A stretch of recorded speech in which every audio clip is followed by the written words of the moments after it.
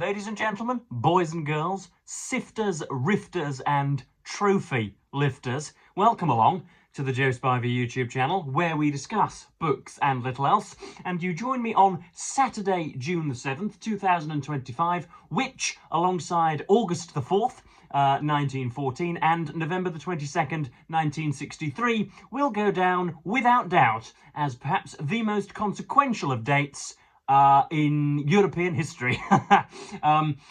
Today, Hull Kingston Rovers, dressed in red and white, bearing the blessing of 150,000 people, 150,000 simple folk here in East Hull, will walk out onto Wembley Stadium and hope to win the Challenge Cup. This is, for all intents and purposes, the English equivalent of Super Bowl Sunday. And you will find, if you look through my back catalogue over the last 4 or 5 days, that I have not been able to do anything, okay? I have been trying to get through some of Evil and War with little success.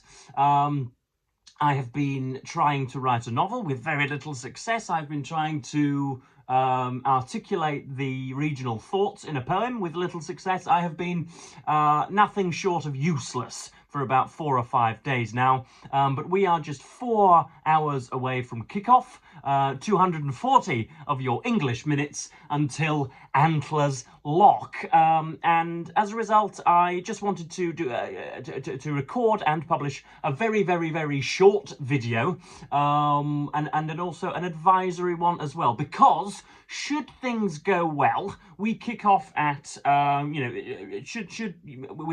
with Jerusalem being sang and with players being clapped and with legends being commemorated. The game will set off. The game will begin at 1500 BST, British Summer Time, 3 o'clock.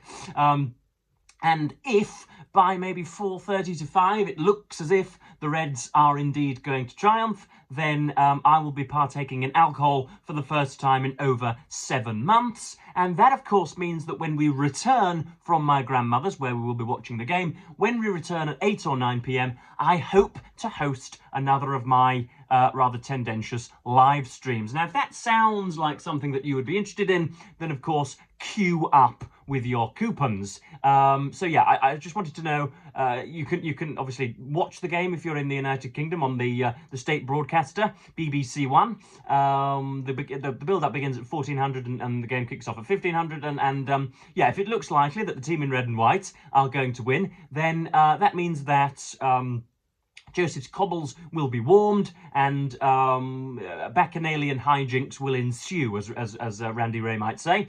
And so yeah, if we're going to, if you're in the United States, for example, you can check the score, and if it's 18-4 with 10 minutes to go, then you know that Hull Kingston Rovers have won. Tears are falling from my eyes, and that a live stream will occur, and we can talk about the match and anything else which comes to mind. So I'm just, as I say, I'm just warning you, if you want to sort your life out so as to be in the audience at 8 or 9 p.m, then that would be nice, would it not? I want as many of you there as possible, as long as you're not in Fiji in Australia. I think 9 o'clock British summertime will be a decent time on which to do it.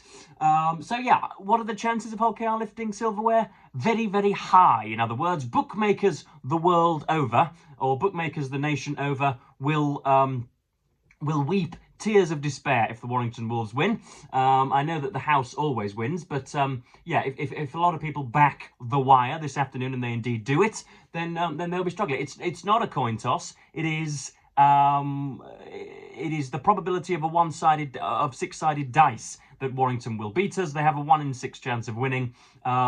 We sit atop the table, immovably obstinate. We have beaten nearly everybody, and the Warrington Wolves are currently 8th in the league. They have an injury crisis. They are low on confidence, and we have the advantage of defeating them a fortnight ago. And so to say that I am confident would be something of an understatement. But crazier things have happened in the world of rugby league, and Wembley can do strange things to talented men. But I also wanted to point out, should you wish to delve a little more into the into the guts of this affair. I have, of course, written a Substack post on the matter, and I will leave a link down below. And I just wanted to give you a little taste. This is the rousing paragraph at the end. And if you like the sound of it, it's free to all. You can access it and be given a greater insight into what is to occur and to the gravity of this afternoon's events. If, on the other hand, our squad... Oh, my goodness, my laptop tends to blacken out immediately. If, on the other hand, our squad can win as they should, a civil zenith will be welcomed. Spitting curmudgeons will brighten paupers' lives with shiny sovereigns. The cat and the blackbird will sign a historic truce. The right and the left will nod towards a common cause as East Hull's curb stompers practice saintly joy. The 13 faces grimacing at Whistle's first toot know exactly how much happiness is in jeopardy. Every small boy with crests on his face, and every girl with red pom-poms in her pigtails, every pensioner resenting the tax of time, every stalwart from 1980, every punter in the Crooked Billet and the Mill, those are local pubs, everybody who saw Gareth O'Brien relegate us with his drop goal, everybody who saw Steve Ganson track the wrong man, everybody who saw David Hodgson steal 2 points at the Magic Weekend, everybody who saw Briscoe bag 5 in 2015, everybody fat or thin, tall or short, in the purple of wealth or suffering on the bones of their arse, everybody who has ever declared an unflagging love for this small team knows they are ready for this. And with that simmering arrogance, we bid them well. So that's my Substack. If you liked the flow, if you liked that burst, then there is an awful lot more where that came from. So yeah, there was obviously a little bit of sort of parochial provincial law, LORE, in there.